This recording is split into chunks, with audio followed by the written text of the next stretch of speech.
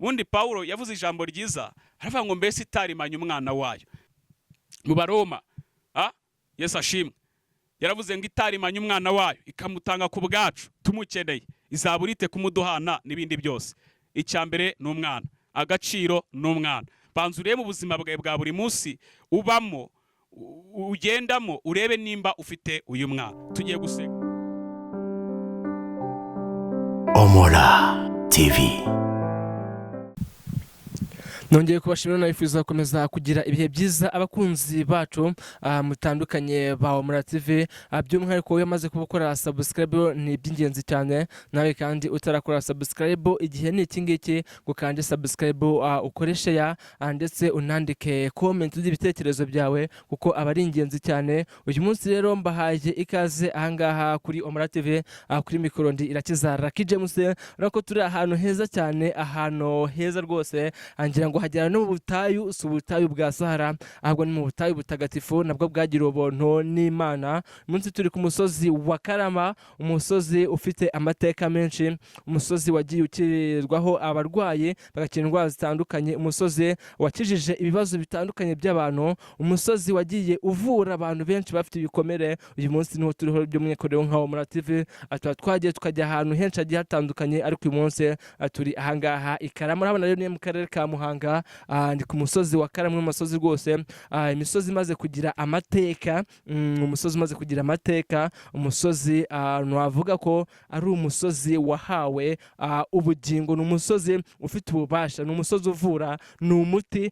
Niho turi uyu munsi wa none. Rero niho twasuye pasiteri dukunda kwakira cyane. Pasiteri rwose tuguhaye ikazanga kuri Omora TV. Yego murakoze cyane, saba umugisha. Tuguhaye ikaze ngo ngire tuganirire uyu munsi, tubane muri iki kiganiro tugiye kugirana. Abantu bagiye kuri iki kiganiro, reka rwose nsabe Imana ize kubampera umugisha, kandi kize kubanyura, kize kubakora ku mutima, afite ibikomere ku mutima bize komoka mu izina rya Yesu. Pastor tuguhaye ikaze, atangira n'ubundi udutangirize ikiganiro cyacu twiragiza Imana. Data turakubashye, turagushimiye Data se umwami wacu Yesu Kristo, tugushimiye ubuntu n'imbabazi uduhaye bwo kongera kuboneka ku musozi wawe wera w'amasengesho. Tugarutse gutambutsa ijambo ryawe, ubutumwa bwiza bwa Yesu Kristo. Twemerere uzubane natwe ntabari twebwe umwanya wose tugiye kumara ahangaha, reka udushyigikire. Turarikiye abari kure ndetse n'abari hafi bagiye kudukurikirana, bagiye kumva ubutumwa bwiza ugiye kunyuza muri nge. Ndagusabye kugira ngo bahabwe umugisha. Icyo nirukanye n'imbaraga z'umwijima, imbaraga z'abadayimoni zose nzihesha agaciro mu izina rya Yesu Kristo. Imbaraga za kirogoya izatuma ijambo ryawe ritinjira mu mitima y'ubwoko bwawe, izo mbaraga zitagaciro mu izina rya Yesu. Kandi umuntu wese ugiye umuntu wese udukurikiranye aka kanya yakira imbaraga zihindura ubuzima bwe, yakire amateka mashya mu izina rya Yesu Kristo. Tuguhaye ikaze. Amen, amen. Yesu ashimwe cyane inshuti z'Imana ndetse ba Kristo, bari kure ndetse n'abari hafi, abari mu Rwanda, bari mu mahanga, bari mu bihugu bitandukanye, bari Amerika, bari Canada, bari Australia, bari Mozambique, bari Tanzania, bari Congo, bari Uganda Kampala, n'abandi bagiye bari mu bihugu bigiye bitandukanye, abari hano mu gihugu cy'u Rwanda.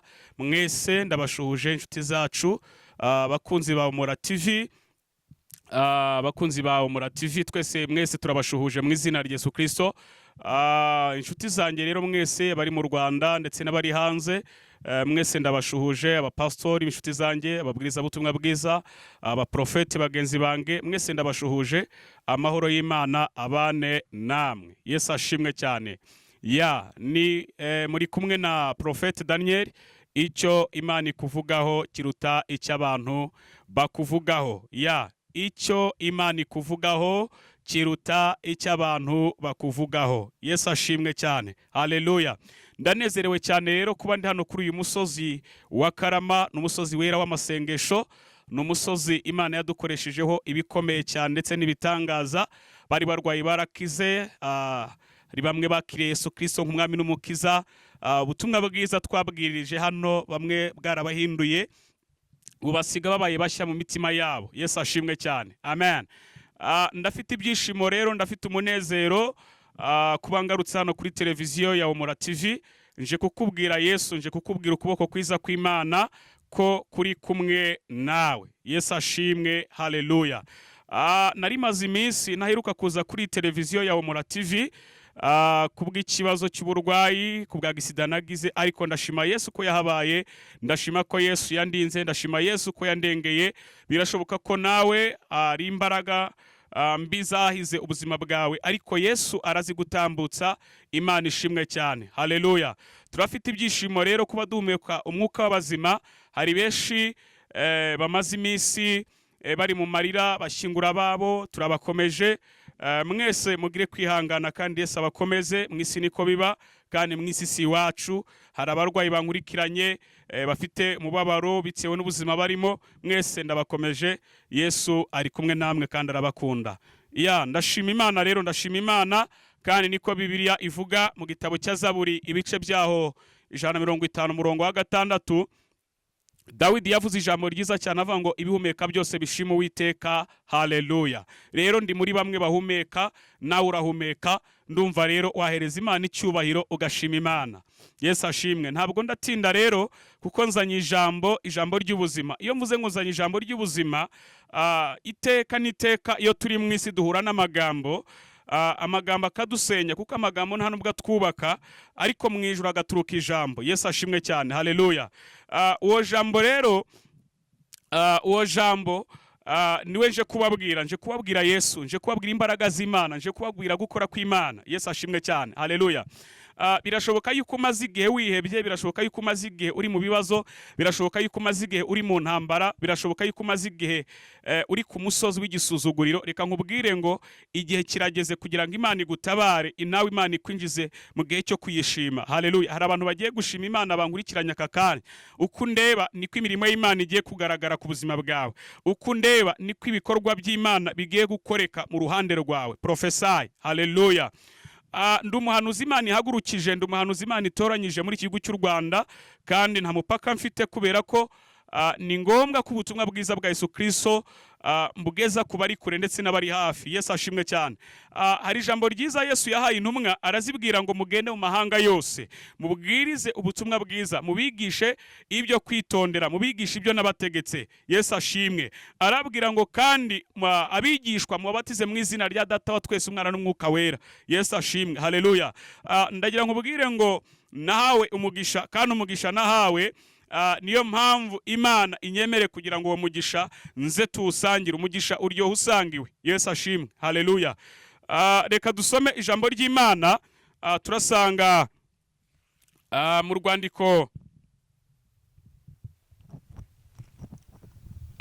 urwandiko Pawulo yandikiye Abagalatiya, mu Bagalatiya ibice byaho ni 2. Tugiye gusoma ijambo ry'Imana mu Bagalatiya ibice 2. Turasoma umurongo wa 20. Bibiliya iravuze ngo nabambanwe na Kristo, ariko ndiho, nyamara sinjye uriho, ahubwo ni Kristo uri muri nge. Ibyo nkora byose nkiriho mu mubiri bikoreshwa no kwizera Umwana w'Imana wankunze akanyitangira.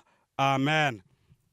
Munyemere dusome irindi jambo dusanga mu rwandiko rwa 2 rwanditswe na Yohana ibice byaho ni 5 umurongo waho n'uwa 12. Urwandiko rwa 2 rwanditswe na Yohana ibice ni 5 umurongo waho n'uwa 12. Bibiliya iravuze ngo ufite uwo mwana niwe ufite ubwo bugingo, naho udafite Umwana w'Imana nta bugingo afite. Amen. Reka dusome mu bice byaho 2 hano mu rwandiko rwa 2 kurwanditswe na Yohana ibice 2. Turasoma umurongo waho wa 23, twumve icyo Imana ivugana natwe aka kanya. Bibiliya iravuze ngo umuntu wese ushaka uwo mwana, umuntu wese uhakana uwo mwana ntafite na se. Uwemera uwo mwana niwe ufite na se. Amen. Ndashima Imana kubwira ijambo Imana impaye. Nzanye ijambo rivuga ngo agaciro n'umwana. Yesu ashimwe, haleluya. Hari abantu babeshejweho n'uyu mwana, hari abantu bambara kubera uyu mwana, hari abantu batwaye imodoka kubera uyu mwana. reka mbabwire mwebwe munteze amatwi ndetse munkurikiye, ntabwo agaciro ufite ari uko uri muri icyo gihugu, ntabwo agaciro ufite ari uko utwaye iyo modoka, ntabwo agaciro ufite ari uko ufite umushahara mwiza, ntabwo agaciro ufite ari uko uri kubona abakiriya benshi muri iyo bizinesi yawe, ntabwo agaciro ufite ari uko wize amashuri menshi. Yesu ashimwe cyane. Ntabwo agaciro ufite ari uko utuye aho ngaho muri Canada, oya. Ntabwo agaciro ufite ari uko utuye muri Amerika, ntabwo agaciro ufite ari uko utuye mu Burayi, ntabwo agaciro ufite ari uko urya neza, ntabwo agaciro ufite ari uko utembera ahantu heza. Yesu ashimwe. Nje kukubwira ngo agaciro ni umwana. Yesu ashimwe cyane. Haleluya. Hari abantu bambara kubera uyu mwana, hari abantu barya kubera uyu mwana, hari abantu bishyura inzu babamo kubera uyu mwana, hari abantu batera imbere kubera uyu mwana, hari abantu biga amashuri bakarangiza kubera uyu mwana, hari abantu bakira kanseri kubera uyu mwana, hari abantu bakira diabete kubera uyu mwana, hari abantu bakira asima kubera uyu mwana, hari abantu babayeho kubera uyu mwana. Yesu ashimwe cyane. Haleluya. Yohana yavuze ijambo ryiza mu gice cya mbere ubutumwa bwiza ku murongo wa 12, aravuga ngo icyakora abamwizeye bose bakizera izina rye bahawe ubushobozi bwo kwitwa abana b'Imana. Profesari. Yesu ashimwe cyane. Haleluya. Uyu mwana mbabwira ni umwana w'umwuka. Yesu ashimwe cyane. Ni umwana w'umwuka. Yesu ashimwe cyane. Haleluya. Uyu mwana ndashaka kubabwira ngo uyu mwana ni Yesu Kristo. Nimo ndababwira uyu mwana yavutse bigoranye ariko avuka yarahanuwe. Uyu Yesu yavutse bigoranye ariko avuka yarahanuwe. Kubera iki? Yavutse ku mugambi w'Imana. Umwana mbabwira afite igisekuru aturukamo. Amwe mu mazina y'abasekuruza ba Yesu, aya mazina amwe mu y'abasekuruza ba Yesu, Bibiliya iravuga ngo Bibiliya ivuga ku mazina y'abasekuruza ba Yesu. Uwitwa Elihudi ngo yabyaye uwitwa Eliyazari, Eliyazari ngo abyara uwitwa Matani, Matani ngo abyara uwitwa Yakobo, Yakobo abyara uwitwa Yosefu, Yosefu ari we mugabo wa Mariya nyina wa Yesu Kristo, ari we uno mwana nimo ndababwira. Yesu ashimwe cyane. Haleluya. Uyu Yesu rero avuka, yavutse ku ngoma y'umwami witwa Herode. Herode aramurwanya. Herode aza kumenya amakuru y'uko umwana yavutse, kandi mwibuke uyu mwana yari yarahanuwe, yaje mu mugambi w'Imana. Yesu ashimwe cyane. Kandi reka mbabwire ngo nta kindi cyamuzanye kwari kurwanya ubwami bwa Satani. Yesu ashimwe. No gutsinda icyaha ndetse n'isi. Yesu ashimwe. Haleluya. Uyu mwana Yesu Kristo, Bibiliya iravuga ngo uyu Herode aza kumenya amakuru y'uko yavukiye i Betelehemu, aza kohereza abanyabwenge. Herode yari afite abanyabwenge, arabohereza kugira ngo bajye gutara amakuru, bajye kureba aho yavukiye, bamuture n'amaturo, ariko baze kumuha amakuru. Icyatumye Herode abwira abanyabwenge ngo baze kugaruka kwari ukugira ngo bamuhe amakuru, kubera ko Herode ntabwo yari afite ishyaka n'umwete cyangwa se urukundo rwo kujya gusura uyu mwana wari wavutse ari we Yesu Kristo, ahubwo yari afite ubugombe n'ishyari, yashaka kwica uno mwana. Yesu ashimwe cyane. Haleluya. Uyu mwana ahantu ari ararwanywa, ariko Satani ntabwo ashobora kunesha. Reka nkubwire ngo nimba ufite uyu mwana, Satani azakurwanya ariko ntabwo azakunesha. Haleluya. Bibiliya iravuga ngo uyu Herode ngo aza gutegereza ko abanyabwenge baza kugaruka. Bibiliya iravuga ngo arababura. Kubera iki? Bano banyabwenge bageze aho Yesu yavukiye, bamutuye amaturo, ngo batekereza kugaruka inzira isubira kwa Herode. Ngo bageze mu nzira, ngo bumva ijwi ry'Imana rirababwiye ngo mutasubira kwa Herode. Herode ngo amara umwanya munini akibategereje, ngo Herode arababura, aza kugira umujinya, ashyiraho itegeko mu gihugu, aravuga ngo abana bose bafite imyaka 2 n'abatarayigira bose bagomba kwicwa. Yesu ashimwe cyane. Herode rero ubwo yibwiraga kwica abana b'abahungu, yashakaga cyane cyane uyu mwana wari wavutse kandi yaje gucungura abanyabyaha. Yesu ashimwe cyane. Bibiliya iravuga ngo uyu Yosefu ari we se w'uyu mwana. Reka mbabwire ngo umwana wese afite se, kandi kizakwereka ise uwo ari we, hari ibintu bitatu byibuze bimuranga. Icya mbere ni imico n'imyitwarire n'imivugire bimuranga. Yesu ashimwe cyane, haleluya. Nimba ufite so akaba anywa inzoga, so akaba ari umusambanyi, nitukwitegereza twebwe nk'abakristo cyangwa se nk'abakozi b'Imana, imbuto zawe n'ibikorwa byawe bizatwereka so uwo ari we. Yesu ashimwe cyane, haleluya. Umwana wese afite ise, haleluya. Kandi reka mbabwire yuko hari abantu babayeho kubera uyu mwana. Yesu ashimwe cyane. Bibiliya iravuga ngo nuko uyu Herode, ngo Bibiliya iravuga ngo arwanya uyu mwana, ariko ngo uwitwa Yosefu aza guhabwa amakuru na marayika w'umwami Imana mu nzozi. Ubwo Yosefu yari ari mu gihugu cya Isiraheli, ngo nuko aho yari aryamye ari kumwe n'umwana ndetse na nyina, ngo marayika aramusanga aramubwira ngo fata umwana na nyina ubajyane mu gihugu cya Egiputa, ugumeyo kugeza igihe nzagarukira. Yesu ashimwe cyane, haleluya, haleluya. Uyu Yosefu yumviye ijwi ry'Imana, afata umwana na nyina muri iryo joro ngo abajyana mu gihugu cya Egiputa. Reka mbabwire, nta kintu Imana yari bikoreye, kwari ukugira ngo Imana ibanze itesha agaciro imigambi yose ya Herode, kwari ukugira ngo Herode Imana ibanze imukureho, Imana ibanze yice Herode. Yesu ashimwe cyane. Hari abantu bavuze ngo ntabwo uzabaho, ngo uzatabarwa batakiri, abo bantu bagomba kuvaho kugira ngo utabarwe. Hari abantu bavuze ngo ntabwo uzatera imbere, abo bantu bagomba kuva imbere yawe kugira ngo utabarwe. Hari abantu bavuze ngo ntabwo uzakira iyo ndwara, bagomba kuva imbere yawe kugira ngo ukire iyo ndwara. Hari abantu bavuze ngo ntabwo uzatura i Kigali. Hari n'abantu bumva kutazagera mu murwa, bumva kutazagera heza. Reka nkubwire, bagomba kuva imbere yawe kugira ngo ugere kucyo Imana igambiriye gukora ku buzima bwawe. Haleluya. Reka nkubwire ngo icyo Imana ivuga ku buzima bwawe gifite imbaraga kandi kigomba kunesha icyo abantu bavuze ku buzima bwawe. Professor uyu nguyu Yosefu, Bibiliya iravuga ngo ayemera guhunga n'umwana, ahungana na nyina, bajya muri Egiputa. Yesu ashimwe. Herode rero ngo amaze gupfa nibwo marayika yasanze Yosefu mu nzozi muri Egiputa, aramubwira ngo fata umwana na nyina ubasubize mu gihugu cya Isiraheli, igihugu cy'amasezerano. Yesu ashimwe cyane, haleluya.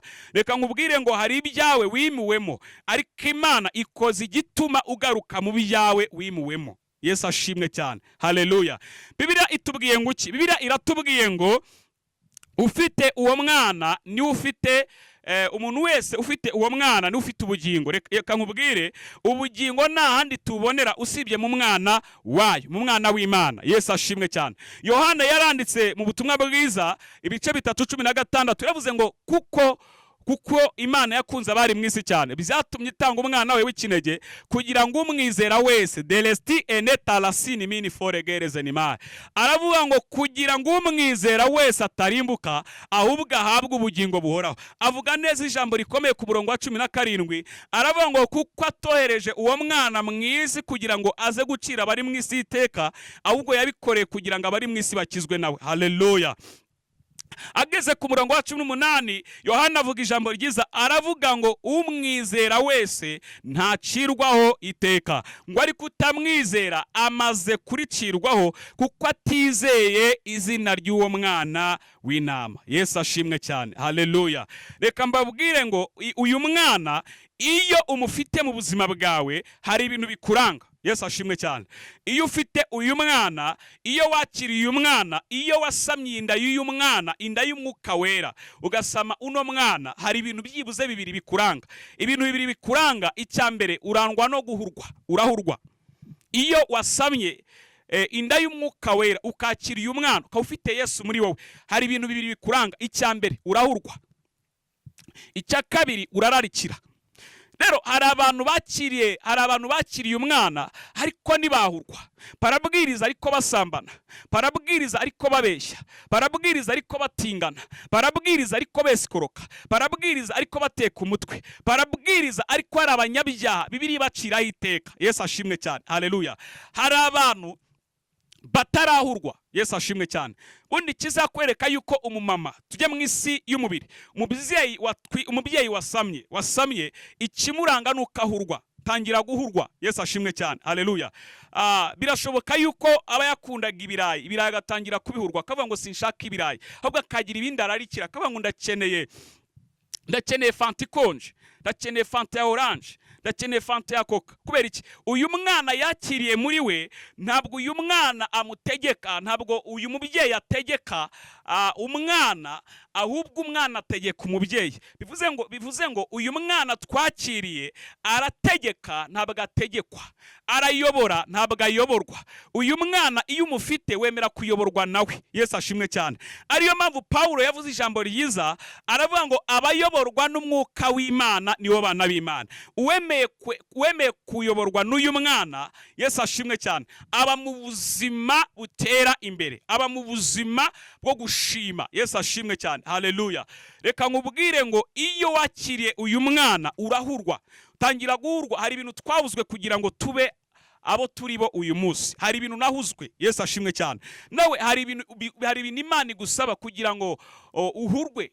Hari ibintu Imana igusaba kugira ngo ubireke, kugira ngo ugaragare nk'umuntu wahuzwe. Yesu ashimwe cyane. Haleluya. Biragusaba guhurwa ubusinzi, ugahurwa ubusambanyi, ugahurwa ubujura, ugahurwa urwangano. Umuntu wakiriye Yesu ntabwo agira urwangano. Yesu ashimwe cyane. Ugomba kurangwa n'urukundo muri sosiyete, aho ugenda, mu muhanda, mu itorero, aho ukorera hose ukarangwa n'urukundo. Yesu ashimwe cyane. Kamabwire, urukundo niryo tegeko rya mbere kandi rikubiyemo ayandi mategeko yose. Nimba ushaka kubisobanukirwa neza, uzasome igitabo urwandiko Pawulo yandikiye Abikorino ibice 13, uzahere ku murongo wa 13. Bibiliya iravuga ngo urukundo ruhebuje byose kuba ingenzi. Yesu ashimwe cyane. Haleluya. Iyo usomye umurongo wa mbere bavuga ngo nubwo navuga indimi z'abantu n'iz'abamarayika, ariko singira urukundo bamindutse nk'umuringa uvuga nk'icyuma kirenga. Reka nkubwire, ntabwo kuba twanura cyane ari byo byakwerekana yuko dufite urukundo. Reka nkubwire, urukundo akenshi na kenshi rugaragazwa n'ibikorwa umuntu akora. Haleluya. Niyo mpamvu Imana yadukunze, imaze kudukunda itanga umwana wayo. Haleluya. Niyo mpamvu Pawulo yavuze ijambo na twasomye, aravuga ngo nabambanwe na Kristo. Haleluya. Aravuga ngo kandi ubu ndiho, kandi sinjuriho, ahubwo ni Kristo uri muri ngewe. Aravuga ngo ibyo byose mbikora nkiri mu mubiri, nkiri mu isi y'umubiri, nkiri mu mubiri, ngo mbikoreshejwe no kwizera umwana w'Imana w'ikinege. Yesu ashimwe cyane. Pawulo avuga ijambo ryiza cyane mu rwandiko yandikiye Abakorino, urwandiko rwa kabiri Pawulo yandikiye Abikorino, igice cyaho cya mbere umurongo wa 10. Yaravuze ngo uyu mwana yaturokoye urupfu rukomeye. Haleluya. Hari abantu Imana yarokoye impfu, hari abantu Imana yagiriye neza, hari abantu Uwiteka yazahuye. Yesu ashimwe cyane. Hari abantu Uwiteka yarokoye agisida bankurikiranye aka kanya, hari abantu Uwiteka yarokoye za gereza bankurikiranye aka kanya, hari abantu Yesu yarokoye ibyago bikomeye uyu munsi bariho. Pawulo avuga ngo yaturokoye urupfu rukomeye rutyo ngo nanone iracyaturokora. Dosti enestika de baya si eneki de bini foregere. Avuga ngo yaturokoye urupfu rukomeye rungana rutyo ngo nanone iracyaturokora, ngo kandi twiringira yuko izakomeza kuturokora. Reka nkubwire ngo iyo ufite uyu mwana arakurokora. Uyu mwana twakiriye yaraturokoye. Ejo bundi narabibonye, yarandokoye. Mu minsi yashize yarandokoye, mu myaka itambutse yarandokoye. Yesu ashimwe cyane. Haleluya. Ndafite ibihamya by'uko uyu mwana ajya turokora. Haleluya. Hari umwijima w'icurabundi twari turimo. Haleluya. Ariko Yesu adusangamo. Hari urwobo rubi cyane twari turimo, twari turi abanyabyaha babi cyane, ariko Yesu arahadusanga. Yesu atuvanamo. Yesu ashimwe. Imana ishimwe yadukuye habi, Imana ishimwe yadukuye mu byaha, Imana ishimwe yadukuye mu mwijima w'icuraburindi. Twari twambaye umwambaro mubi cyane, umwambaro wari warajemo ibizinga, ariko Yesu ubwo yemeye kuza mu isi akamena amaraso ku musaraba Igorogota, ariya maraso ye tuyize yaje kudukuramo ikizinga, yatuvanyemo ibizinga twari dufite ku mwambaro, twari dufite mu mwambaro cyane. Bivuze ngo Yesu yaraduhinduye kandi aduhindura abashya. Haleluya. Niyo mpamvu nimo ndakubwira imbaraga z'Imana. Uneza amatwi. Haleluya. Nimo ndakubwira imbaraga z'Imana, nimo ndakubwira gukomera kw'Imana. Haleluya. Haleluya. Niyo mpamvu Pawulo yavuze ijambo rikomeye, avuga ijambo rikomeye, aravuga ngo iduhumuriza mu makuba yacu yose, kugira ngo natwe duhumurize abari mu makuba yabo yose, ngo tubahumurisha ihumure twahawe n'Imana. Yesu ashimwe cyane.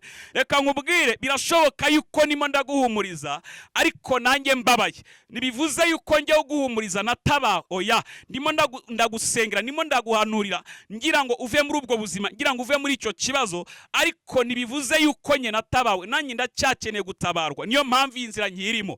Ariko ndagira ngo ubwire ngo iri humure twahawe na Yesu, ariko Paulo yavuze, haleluya, reka nkubwire ngo niryo namwe tubahumurisha nk'uko twabiherewe ubuntu ndetse n'Imana. Haleluya, Yesu ashimwe cyane. Ndanezerewe cyane kubwira ijambo. Mu buzima bwawe ukeneye gutunga uyu mwana. Birashoboka yuko utarakira uyu mwana, birashoboka yuko utarakira Yesu Kristo nk'umwami n'umukiza, birashoboka yuko unkurikiranye ugenda mu modoka yawe, birashoboka yuko unkurikiranye wicaye muri saro yawe, birashoboka yuko unkurikiranye wicaye muri biro yawe, birashoboka yuko unkurikiranye uri muri Canada, birashoboka yuko unkurikiranye uri Australia, birashoboka yuko unkurikiranye uri Amerika. Reka nkubwire ngo icyo nagendereye kuvugira iri jambo kwari ukugira ngo ubwire yuko agaciro ari umwana. Iyo ufite agaciro no mu rugo rwawe, iyo ufite umwana no mu rugo rwawe ugira agaciro ku mugabo. Iyo udafite umwana ntabwo ugira agaciro mu rugo rwawe. Rero bigusaba kubanza gutunga uyu mwana, ukakira uyu mwana ari we Yesu Kristo. Haleluya, Yesu ashimwe cyane. Haleluya. Iyo wemereye Yesu akaza mu buzima bwa kabuyobora, uba uri umurame, urarama. Yesu ashimwe cyane. Haleluya. Bibiliya itubwiye ngo iki? Iratubwiye ngo ufite uwo mwana w'Imana ni ufite ubwo bugingo. Yesu ashimwe cyane. None Yohana yavuze ijambo rikomeye, aravuga ku murongo wa 11, aravuga ngo ubwo bugingo bubonerwa mu mwana wayo. Reka nkubwire, ukeneye kwakira Yesu, ukeneye kwakira Yesu, ukeneye gutunga uno mwana. Yesu ashimwe cyane. Haleluya. Kubera ko mu buzima bwawe nimba ugisinda kandi witwa umunyamasengesho, nimba ugisambana kandi witwa umunyamasengesho, nimba uca inyuma umugabo wawe washatse, nimba uca inyuma umugore washatse kandi witwa kuri umunyamasengesho, reka nkubwire ngo ntabwo uyu mwana wigeze umwakira. Nubwo waba waramwakiriye ariko ntago wamwemeye, kubera ko umuntu wamwemeye yemera guhindurwa n'imico ye. Uyu mwana hari ibyo adutegeka. Yesu ashimwe cyane. Haleluya. Hari ibyo adutegeka. Yesu ashimwe cyane. Haleluya. Bibiliya ivuga ngo iki? Mu gitabo cy'Abami, reka ahangaha ariho nsoreza, gitabo cy'Abami ba mbere ibice 3, uhereye ku murongo wa 16 ukageza ku murongo wa 27, Bibiliya ivuga neza ku bagore babiri b'abamaraya. Hano Bibiliya ivugamo umwami witwa Salomo. Salomo ni umuhungu wa Dawidi. Yesu ashimwe cyane. Haleluya. Uyu Salomo rero igihe kimwe ngo aza kujya ku musozi witwa Gibiyoni. Agiye ku musozi witwa Gibiyoni ngo atambiraho ibitambo 1000, atambiraho Imana ibitambo byoswa 1000. Bibiliya iravuga ngo akiri kuri uwo musozi witwa Gibiyoni, ngo nijoro aryamye, ngo nibwo marayika w'umwami Imana yamubonekeye, aramubwira ngo Salomo mwana wanjye, saba icyo ushaka cyose ndakiguha. Ngo nuko Uwiteka Salomo abwira Imana, arayibwira ngo nta kindi nkeneye kuma ubwenge. Yesu ashimwe cyane. Bwo guca imanza zitabera. Uyu Salomo yari yarasimbuye se ku ngoma, yari yarabaye umwami. Reka mbabwire, nibutse ijambo ryiza Dawidi yabwiye Salomo umwana we, yasize umurage mwiza ku mwana. Reka mbabwire mwababyeyi mwe munkurikiranye kuri Omura TV, icyo musabwa ni ugutanga imirage myiza ku bana banyu, mukabaha imirage, mugasiga umurage mwiza ku bana banyu. Yesu ashimwe cyane. Haleluya. Dawidi yabwiye Salomo, aramubwira ngo Salomo mwana wanjye, ujye umenya Imana ya so, ngiyo nakoreraga nawe aba ariyo uzakorera. Yesu ashimwe cyane. Salomo rero yahagurukiye mu mbaraga za se Dawidi yakoreragamo. Salomo akajya akorera Imana, Salomo agakunda Imana. Yesu ashimwe cyane. Haleluya. Uyu Salomo rero amaze guhabwa ubwenge n'Imana, kubera ko yarayoboye, ari yabonye uburyo agiye kuyobora Isiraheli, ariko abusanga mu bintu afite, mu bintu adatunze, ubwenge ntabwo afite. Yesu ashimwe cyane. Sanga azahagarara imbere y'abanyabwenge, sanga azahagarara imbere y'abakomeye. Niyo mpamvu yasabye Imana ubwenge. Yesu ashimwe cyane. Imana imuha ubwenge. Bibiliya ivuga ngo ukire ku murongo wa 16, igitabo cya mbere cy'Abami ibice 3. Bibiliya iravuga amateka y'abagore babiri b'abamaraya. Bibiliya iravuga ngo bukeye umugore umwe asanga umwami Salomo, aramubwira ngo nyagasani, nabanaga n'uyu mugore mu nzu turi kumwe, nta mushyitsi twari turi kumwe nawe. Bukeye nabyaye umwana. byaye umwana ashize iminsi 3 mbyaye, uyu nawe aza kubyara. Yesu ashimwe cyane, haleluya. Biravuga ngo ariko uyu mugore, ku murongo wa 19 kwavuga ngo ariko nijoro umwana w'uyu mugore aza gupfa azize yuko yamuryamye. Reka mbabwire, hari abantu bahagaze bazi yuko bagihetse umwana, naho kumbi bahetse ingobyi, umwana yaragiye kera. Yesu ashimwe cyane, haleluya. Ugomba kwisuzuma ukitekerezaho, ukareba nimba ugihetse umwana. Yesu ashimwe cyane. Hari abandi baryamira abana babo. Yesu ashimwe cyane. Iyo usambanye uburyamiye umwana w'umwuka, ntabwo Yesu yongera gukora muri wowe. Hari ubuzima utongera kubamo, hari isi ukurwamo, hari isi y'umwuka uyikurwamo. Yesu ashimwe cyane, haleluya. Ngo ariko nijoro umwana w'uyu mugore aza gupfa azize yuko yamuryamiye. Bibiliya iravuga ngo nuko uyu mubyeyi ubwo yaramaze gupfusha umwana we, ngo asanga mugenzi we, kuko bari mu nzu imwe, arangije ngo asanga yasinzira. Hari abandi basinziriye birengagiza yuko bafite icy'agaciro. Reka mbabwire, hari abantu basahuwe uyu mwana, kandi babitewe n'iki? Babitewe no kurangara, babitewe no gusinzira. Yesu ashimwe cyane, haleluya. Hari abantu basinzira, batagisenga, abantu batagisenga, batagifata igihe cyo kwiriza ubusa, abantu batagifata iminsi yo kwiriza ubusa ngo basenge begera Imana, bagasinzira, iby'isi byabagize bise, bahugiye mu by'isi. Reka mbabwire, nibwo muzasanga hari ikintu mwari mufite Satani yabasahuye, hari ikintu Satani yabanyaze. Yesu ashimwe cyane, haleluya. Ngo uyu mubyeyi aza gusahurwa, uyu mwana aza kwamburwa uno mwana ubwo yari aryamye. Yesu ashimwe cyane, haleluya.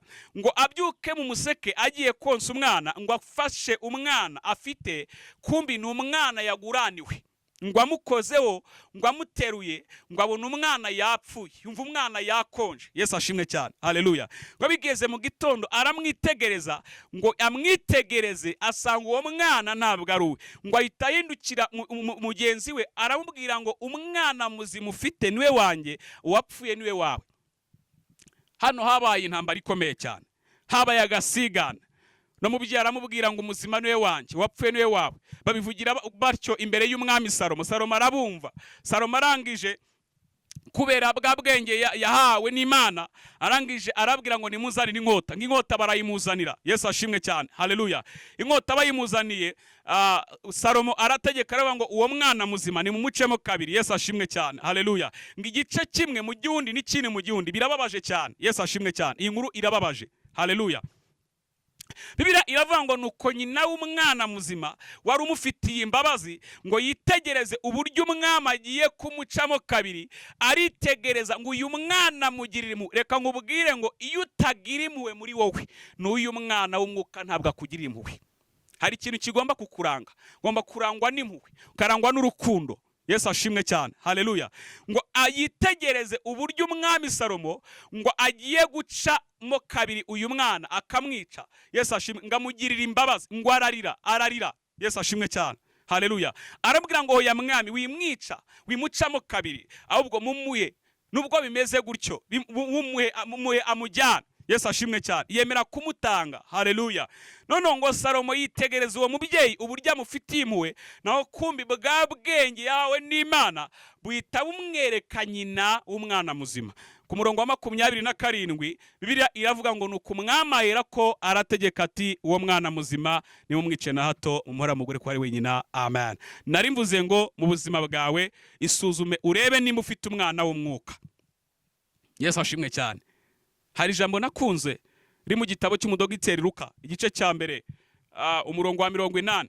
Haravuga ngo nuko uwo mwana arakura, agwiza imbaraga, aguma mu butayu kugeza igihe ubwerekewemo Abisiraheli. Yesu ashimwe cyane, haleluya. Uyu mwana ugomba kumutunga mu buzima bwawe. Birashoboka ko utunze imodoka ariko uyu mwana utamufite. Birashoboka ko utunze ama etage menshi ariko uyu mwana utamufite. Yesu ashimwe cyane, haleluya. Hari ikintu kijya kimbabaza, ugasanga umuntu arimo arayoborwa n'iby'isi, arimo arayoborwa n'amarari y'isi. Reka nkubwire, ubundi nuko abantu mwirengagije icyanditswe. Ubundi Imana imaze kurema isi n'ijuru, Imana imaze kurema ibigomba Imana imaze kurema amatungo n'ibisiga n'ibyo kurya byose, Imana yaremye umuntu. Yesu ashimwe cyane. Imaze kurema umuntu yamuhaye ubutware ndetse imuha n'ubushobozi. Yesu ashimwe cyane, haleluya. Umuntu Imana yamuhaye ubutware bwo gutegeka. Ikintu kijya kimbabaza nuko bamwe bajya bayoborwa n'iby'isi, bagatwarwa n'iby'isi. ntabwo umuntu wakiriye uno mwana ntabwo agomba kuyoborwa n'iby'isi, ugomba kuyoborwa n'uyu mwana. Iyo mvuga uyu mwana, abaheburayo barabyumva. Yesu ashimwe cyane, haleluya. Uri mu isi y'umubiri ntabwo wabasha kumva iki cyigishwa, ariko uri mu isi y'umwuka, iki cyigishwa urabasha kucyumva neza. Yesu ashimwe cyane, haleluya. Hari ikintu kijya kimbabaza cyane, ugasanga umuntu mu buzima bwe arasenga amasengesho menshi, ariko ugasanga amasengesho menshi asenga arimo arayasenga yibwira ko ahetse umwana, naho kumbi ahetse ingobyi. Yesu ashimwe. Ugomba kubanza gusubira ku isoko. Nshuti yanjye, mukobwa, mubyeyi, mupapa, musore, wowe nkurikiye, mushumba, muhanuzi, mugenzi wanjye, ndagusabye kugira ngo umwanya nk'uyu nguyu wongere witekerezeho, wongere wisuzume. Haleluya.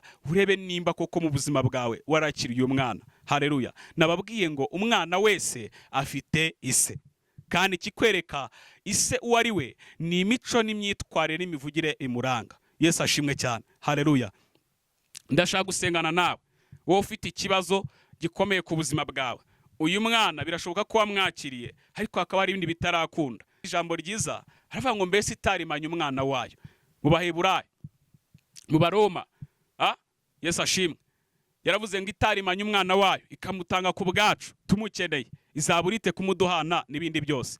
Icyambere ni umwana, agaciro ni umwana. Banza urebe mu buzima bwawe bwa buri munsi ubamo, ugendamo, urebe nimba ufite uyu mwana. Tugiye gusenga Imana. Yesu ashimwe cyane, haleluya. Araho Satani yakurashe imyambi iragufata, birashoboka yuko wari uhagaze ariko none ukaba waraguye. Ndashaka kubwira n'uwari uhagaze ngo yirinde atagwa, kubera ko ibigusha birahari, abadayimoni barahari. Yesu ashimwe cyane. Hari umuntu utagushwa, ariko hari ikintu cye kimbaza, ugasanga umuntu nigeze agushwa n'ubutayu ariko akagushwa n'i Kanani. Hari abantu batigeze bagushwa n'ubutayu ariko bageze i Kanani baragwa. Ugasanga umuntu ntabwo yigeze agushwa n'ibibazo ariko ibisubizo bikamugusha. Yesu ashimwe cyane, haleluya. Tugiye gusenga Imana, haleluya. Ndakeneye ko mu buzima bwawe wowe nkurikiranya aka kanya utarakira Yesu, utarakira uyu mwana, birashoboka yuko wari uzi ko umufite, ariko mu buzima bwawe nusanga imikorere yawe, ugasanga ibikorwa byawe bidahuje n'imico iranga uyu mwana, wisubireho, wongere wegere umusaraba. Yesu arakugira neza. Reka nkubwire ngo imbabazi z'Imana ziracyahari. Yesu ni mambo yote ndani ya yote. Humura, Yesu arahari kandi aracyari ku ngoma. Wigira ubwoba. Yesu ashimwe, haleluya. Wigira ubwoba, we banza utunga uwo mwana, banze wakire Yesu mu buzima bwawe. Ibindi byose bizazanwa n'uwo mwana. Amafaranga azazanwa n'uwo mwana, kazi keza kazazanwa n'uwo mwana, terambere ryiza rizazanwa n'uwo mwana. Yesu ashimwe cyane. Ubuzima burazanwa n'uwo mwana. Reka nkubwire ngo uyu mwanya nka Profete Danieli ngiye gusenga, kuko Umwuka Wera antegetse kugira ngo senge mu buzima bwawe. Ubuzima bwawe birashoboka yuko bwari bwarasenyutse kubera ko uyu mwana utamufite, cyangwa se wamutakaje. Bibe byo gusenga warabitakaje, bibe byo kwiriza ubusa warabitakaje. Nshuti yanjye, wasubiye inyuma, wasubiye mu byaha. Reka nkubwire, akenshi na kenshi nkunda kubwiriza, ariko kubera impano y'ibitangaza Imana yashyize muri nge, abantu bakagira ngo niyimbamo gusa. Oya, ntabwo muri nge mfite impano yo kubwiriza ibitangaza gusa, ahubwo ikintu kijya kinezeza cyane iyo mbwirije ubutumwa bwiza, umuntu umwe akihana akakira Yesu, biranezeza cyane, haleluya. Kubera ko mazi yuko mu ijuru bavugije impundu. Yesu ashimwe, haleluya. Tugiye gusenga Imana. Wowe ufite ikibazo, wabura igisubizo, nyemerera upfukama ahantu uri, nyemerera ugire kwizera, ubu nidusengane. Data, mu izina rya Yesu Kristo, uri Imana ikomeye cyane, urahambaye kandi urakiranuka. Ndagushimiye, uri wo kwizerwa kandi uri wo kubahwa. Ijambo rye ratubwiye ngo ufite uwo mwana n'ufite ubugingo, nawe udafite uwo mwana w'Imana nta bugingo afite. Ijambo ryawe rirambwira ngo kandi wemera uwo mwana w'Imana afite na se, ndetse azi na se, ngo ariko utamwemera nta nubwo azi na se. Yesu ashimwe cyane. Ndashima ko hari abantu bakurikiye iki kiganiro batari bafite uyu mwana muri bo, ariko bagiye kumutunga, bagiye kumwakira. Hari abasubiye inyuma, basubiye mu byaha, basubiye mu businzi, basubiye mu busambanyi, basubiye mu bujura. Hari abantu bamwe bagiye bari hirya no hino mu bihugu bitandukanye, bari mu Rwanda, bari mu mahanga, abo bose basubiye inyuma, abo bose nagusabye kugira ngo wongere ubasange bagarurwe n'ijambo ryawe, ubasubizemo imbaraga. Buri muntu wese wari ufite ikibazo gikomeye ku buzima bwe, wari urwaye reka akire, wari ufite ibibazo, wari ufite amadende kumwishyurire, mu izina rya Yesu buri muntu wese ahabwe imbaraga nshya mu buzima bwe kandi yakire ubu buntu umugiriye. Ku bwa Yesu Kristo ndagushimiye ko ari cyo uremye mu mitima y'Abanyarwanda. Ku bwa Yesu Kristo, amen, amen. Yesu aguhe umugisha, Yesu akugire neza. Wari kumwe na Prophet Daniel. Icyo Imana ikuvugaho kiruta icyo abantu bakuvugaho. Ukeneye nimero yanjye ko twasengana ni 07 12 17 545 07 12 17 545. Iyo nomero iba no kuri WhatsApp. Ukeneye ko dusengana, ukeneye kutwandikira, cyangwa se wifuza no kudushyigikira umurimo w'Imana, ubutumwa bwiza bwa Yesu Kristo bugakomeza kwamamara. Imana yaguha umugisha. Yesu akugire neza, ndagukunda cyane. Shalom, shalom. Shalom, shalom, shalom. Imana ikomeze kubana buri umwe wese wakurikira ikiganiro cyacu kuri uyu munsi. Nibyo koko ni ngombwa ijambo ry'Imana ry'uyu munsi. Nizere ko ryabafashije umuherereye hose agiye tandukanye, by'umwihariko kuno gukurikira ibiganiro byacu bitandukanye kuri Omra TV. Nizere ko namwe mukeneye gutunga uwo mwana akwiye guhindura byinshi mu buzima bwacu bwa buri munsi. Mutwemerere dusubikire ahangaha ikiganiro cyacu cy'uyu munsi. Tuzasubire ku munsi ejo. Iyi ngiyi yari Omra TV. Ibiganiro byacu bitandukanye ubikurikirana n'undi uciye kuri YouTube channel no kwandikamo Omra TV. Nk'ubusa kugomba kuba wakanda subscribe, ugakora share, ndetse tukabatanga n'ibitekerezo byawe no kuri barino by'agaciro cyane. Omra TV turakunda cyane. Nge na Irakiza Lucky James. Tuzasubira ubutaha. Jabes.